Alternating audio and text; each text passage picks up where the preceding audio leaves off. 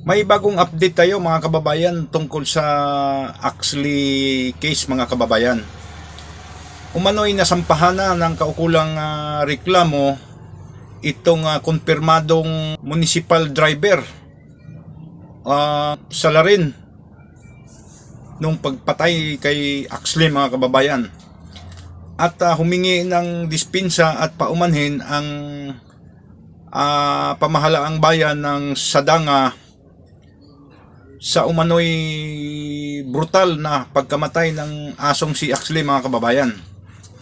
At mariin din nilang itinanggi ang kumakalat sa social media na umano'y ang salarin ay isang kagawad na napangalan ng si Daniel Dawadillo mga kababayan. Mariin nilang itinatanggi ito na hindi si kagawad Daniel Daradillo. At nakiusap sila na tigilan na yung pagbatikos sa pamahalaang lokal ng Sadanga hinggil dito sa kaso ni Axley mga kababayan. Umano'y naariglo na ang may-ari ng aso at yung nakapatay nito ng 100,000 pesos. Umano mga kababayan. At ayon pa sa mga animal welfare advocates, kahit pa nariglon sila, hindi ito kadahilanan na hindi na masampahan ng kaukulang reklamo itong pumatay ng aso mga kababayan. Ano ba ngayon ang magiging hatol or ano ba ang magiging implikasyon nitong pagkamatay ni Axley mga kababayan? Ayon sa Republic Act 5485 mga kababayan, at lalong pinatibay pala ito ng dalawang saligang batas mga kababayan, itong Republic Act na amindahan ito ng dalawang batas. Pinatibay ito ng Republic Act 10631 at saka 10707. So, walang kalusot-lusot ang mga taong gumagawa ng karahasan sa mga kahayupan natin, mga kababayan. Ayon sa tatlong batas na ito. Magkakaiba itong kaso ni Axley, mga kababayan, dahil government employee ang salarin dito.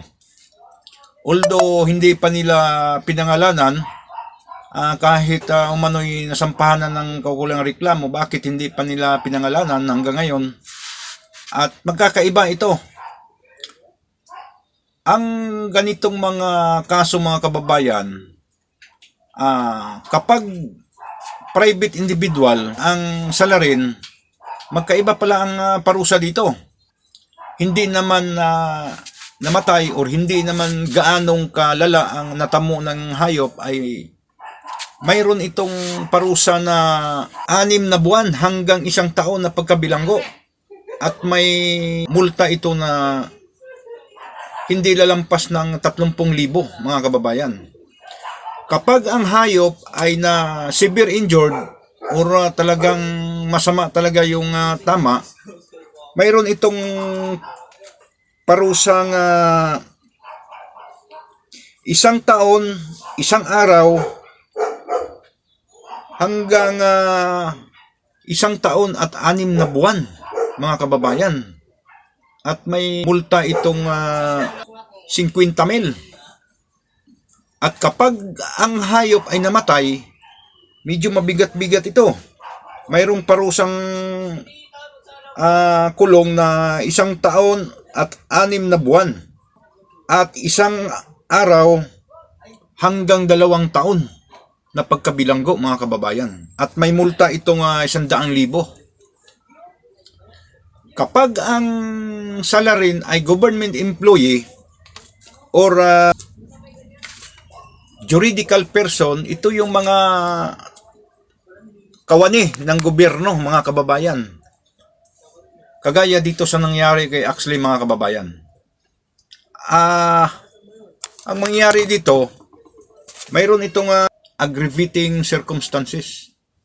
Ang ibig sabihin mga kababayan, wala siyang lusot. Ang pinakamabigat na hatol magiging parusa sa kanya.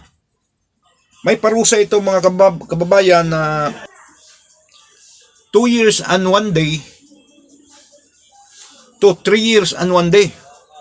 At may multa itong hindi lalagpas ng 250,000 mga kababayan. So, madadagdagan pa yung napaluwal niya na 100,000 bayad kay Axley mga kababayan. So sa Sadang Municipal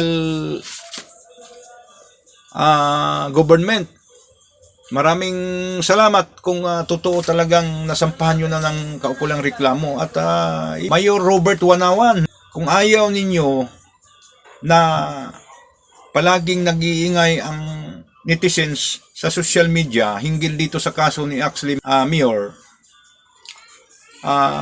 maaari pong ilahad nyo na or ilathala nyo na yung pagkakailanlan ng driver na pumatay kay Axley Mayor. Kasi nakikiusap po kayo na tigilan na yung pagbabatikos sa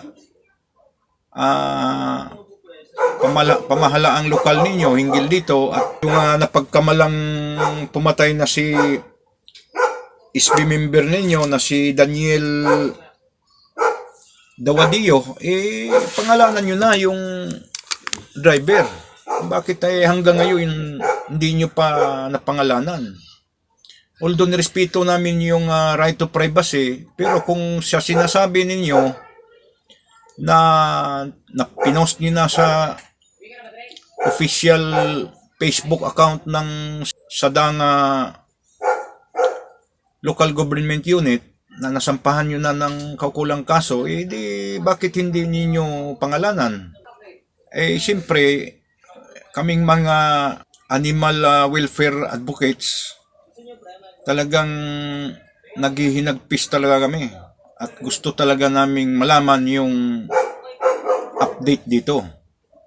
Kasi kung wala ho kayong itinatago, kung totoong nasampahan nyo na ng reklamo, kaakibat na yun. Yung pangalan ng tao na sinampahan nyo ng kaso, bakit hindi ninyo inilathala o isinasa publiko yung pagkakailanlan ng driver na yun? Kung ayaw nyo nang manatili sa isipan namin na yung konsehal ninyo na si Dawadio ang pumatay nito ni Axel, pangalanan nyo na. Kasi hanggang ngayon ang isip namin, namumuo sa isipan naming mga netizens, mga animal welfare advocates, ayun ang Dawadio yung kumalat sa social media na pumatay kay Axley. So, pakiusap naman local government unit through Mayor Robert Wanawan, sana po mapangalanan nyo na at para po'y manahimik na ang social media at antayin namin kung anong magiging hatol ng hukuman dito sa pumatay kay Axley.